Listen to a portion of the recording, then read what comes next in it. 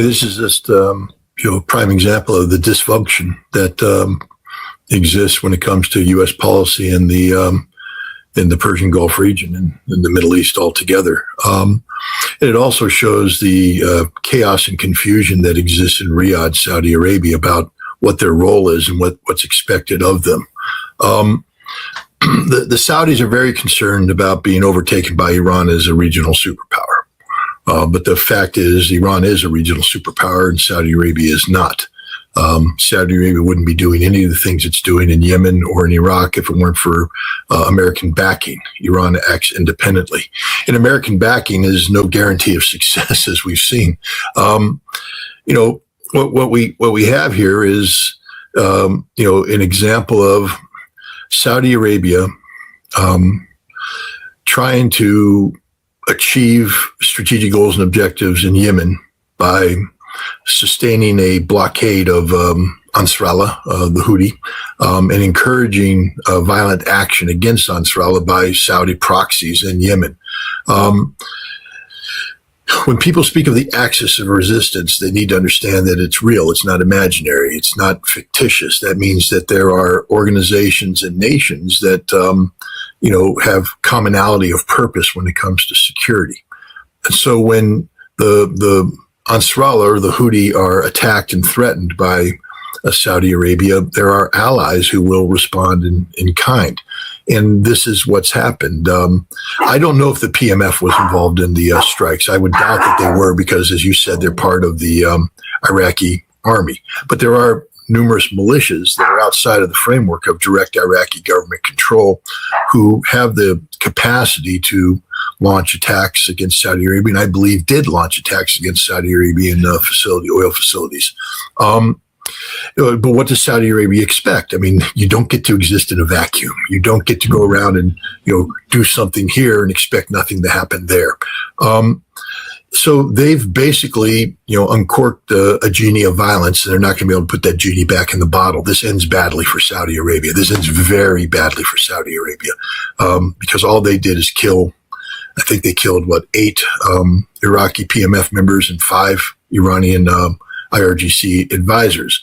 That's not a fatal blow. I mean, it's tragic for the families involved, but the notion that this somehow, blunted what was going on. First of all, they hit the wrong target. That's the other thing. The intelligence of the United States is not creative in this fashion, and we hit the wrong target. We didn't hit the targets responsible for the strikes. And the other thing is, all we did is alienate Iraq against us. So we didn't get the approval of the Iraqi government. A phone call was made to the Iraqi prime minister in which these issues were discussed, and then that was taken as concurrence. And then we struck. This just undermines an Iraqi prime minister whose hold on power is already tenuous. Recall that, he didn't win the last parliamentary election. He's appointed by the United States. There was a different outcome, but we wouldn't allow that outcome because we deemed to be more sympathetic to Iran than what we wanted. So we've already manipulated the domestic political affairs of Iraq. We've been doing so ever since we invaded and overthrew Saddam Hussein.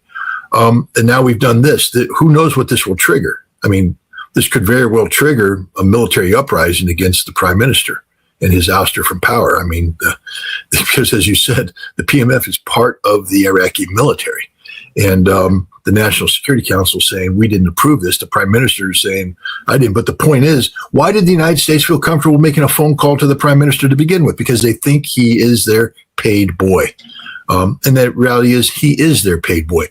There would have been a response that the Iraqi prime minister could have given, a nationalized televised conference saying, I've received a phone call from the United States and I'm going to give my response in public. No, hell no. Don't even think about it. Instead, he hemmed and hawed, remained in silence, took everybody by surprise, and the United States carried out this attack. The man's a moral and intellectual coward. He's a political failure. And hopefully his days are numbered because he's not good for Iraq. Saudi Arabia, all they did is guarantee that their already exposed oil fields will be struck again. And another thing that people have to keep in mind is Iran's not out of the picture. There is no ceasefire. Let's stop pretending. If there was a ceasefire, then Iran wouldn't have launched missiles against Jordan. Iran will do what Iran needs to do. The IRGC has already said there is no ceasefire, and as needed, we will do what is required. And now that Saudi Arabia has attacked a neighboring nation, Iraq, Iran may very well come to their assistance. If the non-aligned pro-Iranian militias now engage directly Saudi Arabia in open conflict, Iran could very well side with them. And then Saudi Arabia disappears as a modern nation state. The perfumed, fat, obese princes that currently occupy the senior positions of the Saudi leadership will find themselves with no oil-based income. And maybe then the Bedouins will grow a pair of testicles and rise up and behead them. Something. But, the Saudi leadership is not good for Saudi Arabia.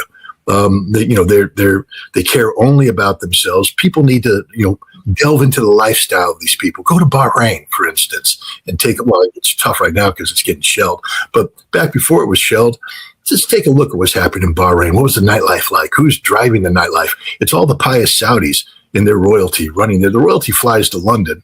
Go on that airplane. Watch how when they cross the Saudi national boundaries, they strip out of their clothes, start dressing in the most wild Western clothes. They land in London, and the debauchery that takes place in London is beyond belief. What the men do there is recorded by British intelligence, and what the women do is recorded by British intelligence, and they're all co-opted, and they go back, and now they have files that they can never talk about because what they do is unspeakable, and they go back and they put their clothes on, they pretend they're pious. When you get off the causeway connecting Bahrain to Saudi Arabia, you'll see mosque after mosque after mosque after mosque. Why? Because the sinful Saudis, as they come through, believe that by building a mosque or funding a mosque, they've somehow absolved themselves of the sin until the next time they go to Bahrain. This is who is governing Saudi Arabia today. They only care about their narcissistic well-being. They don't care about the Saudi people. They don't care about the region. And their narcissism can only be funded by the continued production of oil. And so this is all about how they keep the oil flowing, and they've bought into the false premise that the United States is a guarantor of continued Saudi oil production capacity. It's not. I'm not here to encourage global economic catastrophe, but right now Saudi Arabia could be literally wiped from the planet. All Nasrallah has to do is press forward its attacks and destroy the totality of Saudi Arabia's oil production infrastructure. All the Iranian militias have to do in the pro-Iranian militias in Iraq is press forward the attack and destroy the totality of Saudi Arabia's oil production capacity within range. And then Iran just comes and cleanups the mess. The eastern Saudi oil fields exist in an area where there's a prominent or dominant Shia population. Maybe it's time for the Shia to rise up, march on Riyadh, take care of the business. I mean, this Saudi regime has to go.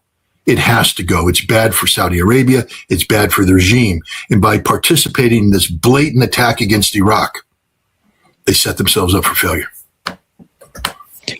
Do you think, Scott, when it comes to the response from Iraq, I assume that Yemen would do something about it? Because if we assume that these drones came from Iraq, how do you see the combination of the two, drones from Iraq and missiles from Yemen? And what do we know about the air defense systems in Saudi Arabia?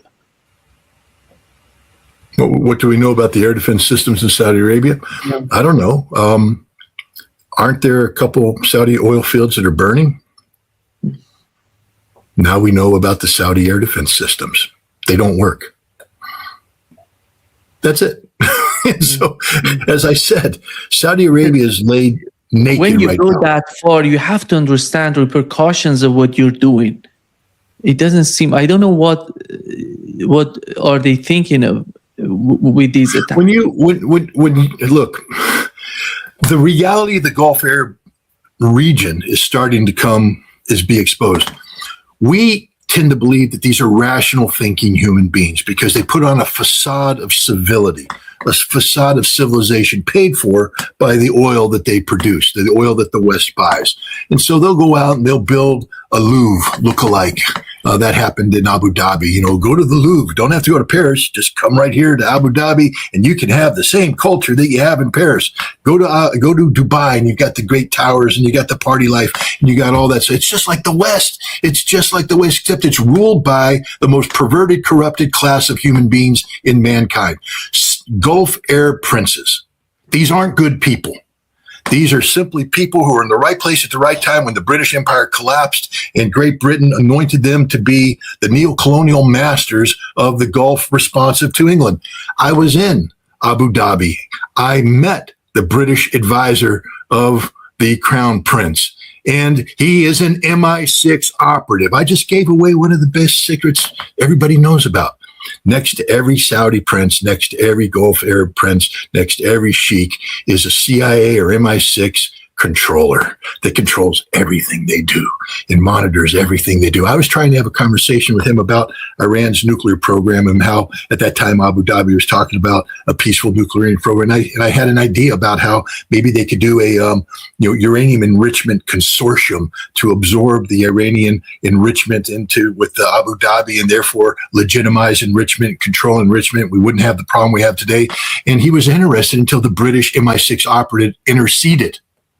And so that's a conversation we're not having right now. It's not a sovereign state, is it? This is the reality. You're expecting rational behavior from Saudi Arabia. There is no rational behavior from Saudi Arabia. It is a corrupt regime. Everything about it is corrupt from the top to the bottom because there's just so much money pouring in there. And so they disguise their ineptitude. They disguise their corruption. They disguise their depravity by wrapping themselves in comfort, by wrapping themselves in riches. But once you peer through that, you lift it up and you look into it, it is ugly. It is grotesque. And what you're seeing right now is the foreign policy manifestation of this ugliness and grotesqueness. They don't know what they're doing. They are panicked right now, in an absolute state of panic. And in their panic, they're turning to the United States for their salvation. And that's going to be one of the fatal mistakes of the Saudi monarchy. Yeah. You've mentioned the Iranian attack on Jordan last night, and at the same time, they were attacking some targets in Iraqi Kurdistan as well. And what do we know? This is the first time Iran is attacking Jordan without being attacked. This is something. No, we need to correct that record, Nima, because that implies that somehow the United States didn't launch a surprise attack against Iran back on February 28th. All right. That implies that the United States didn't unilaterally violate the memorandum of understanding and the ceasefire and initiate armed aggression against Iran. You see, there's no ceasefire. Iran's never agreed to a ceasefire. So it's continuity of action. Iran didn't attack the United States void of cause. The war continues from the Iranian perspective.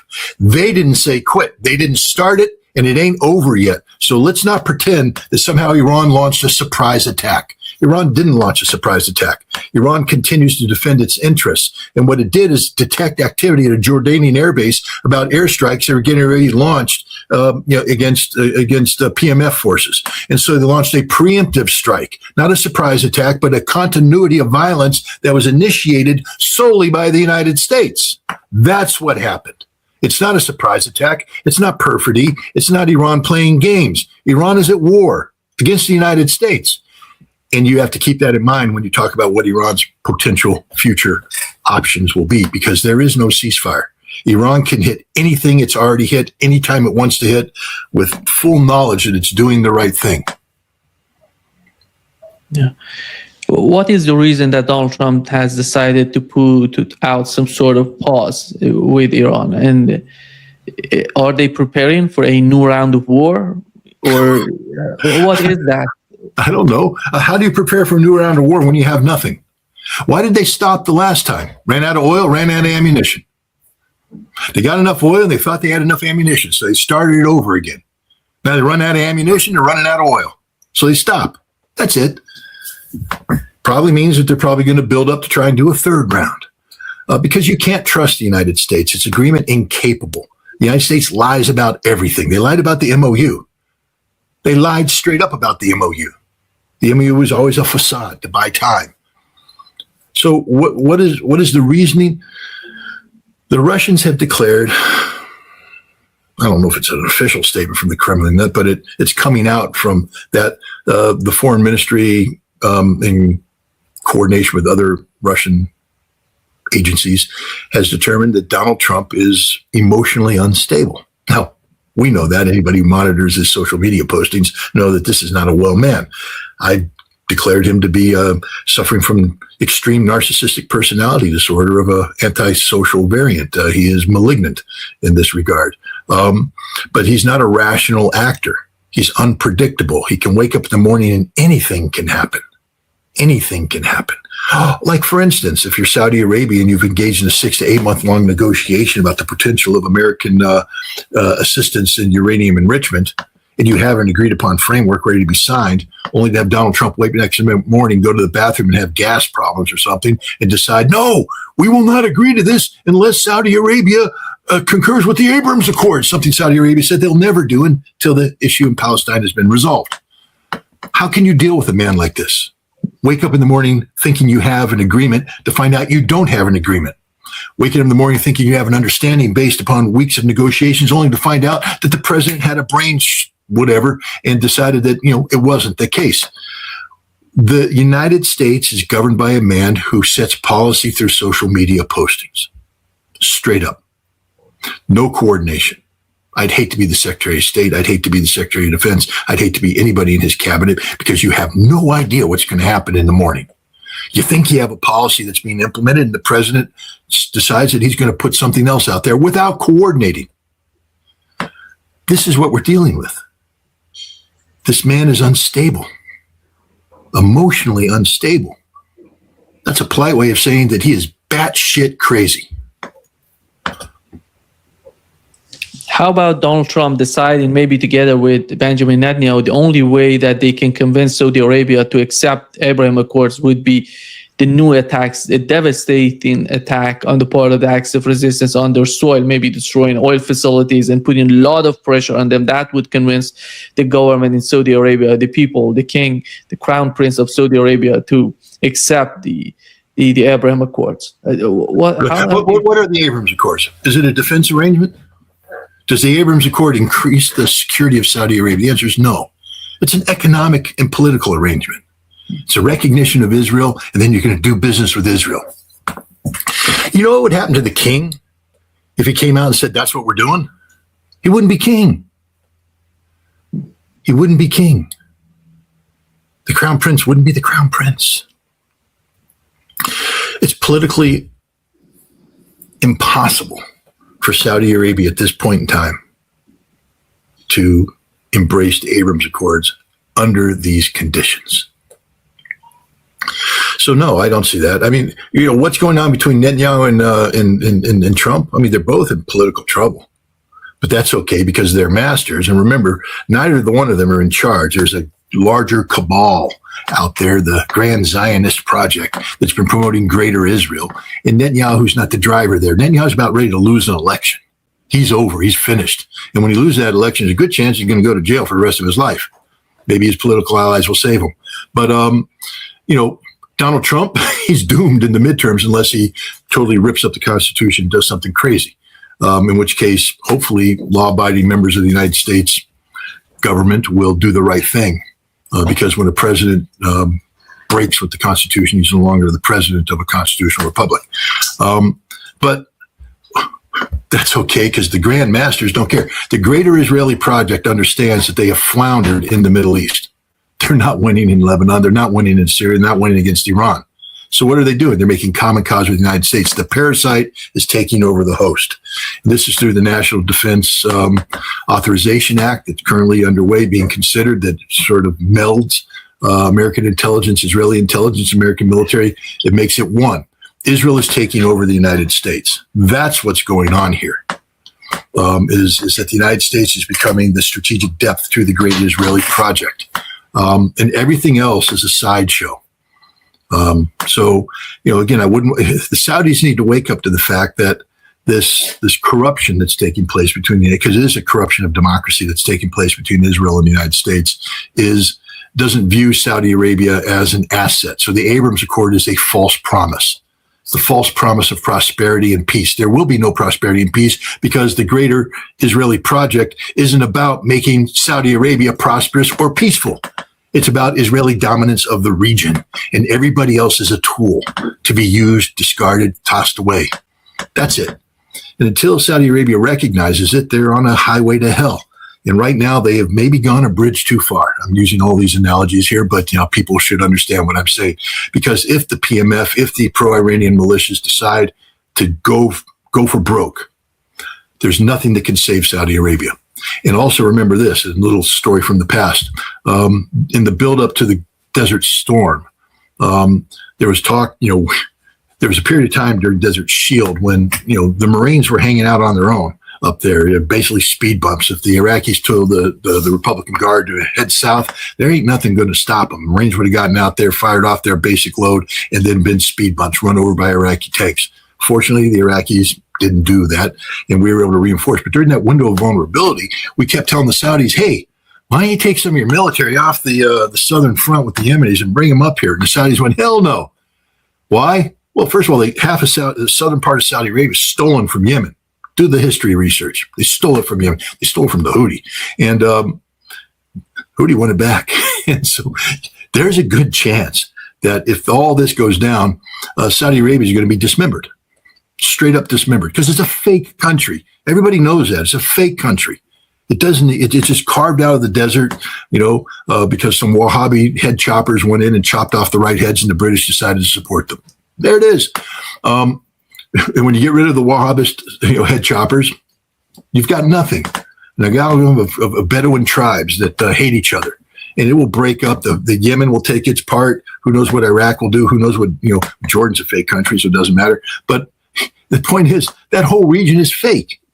That whole region was created when specific leaders subordinated themselves to the political will of their British and American masters. And now that their British and American masters are floundering and a new master has arisen, not a master, but a new dominant power, Iran, they don't know what to do. They're in an absolute state of panic. Iran is the future. Again, who am I talking to? You're an Iranian, you know this. 5,000 years of culture and history.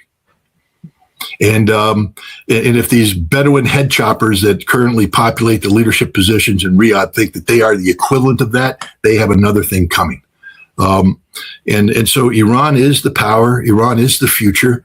And, these Gulf Arab states, I think, understand that what that means for them, because they're not long for this world if they continue to side with the United States against Iran.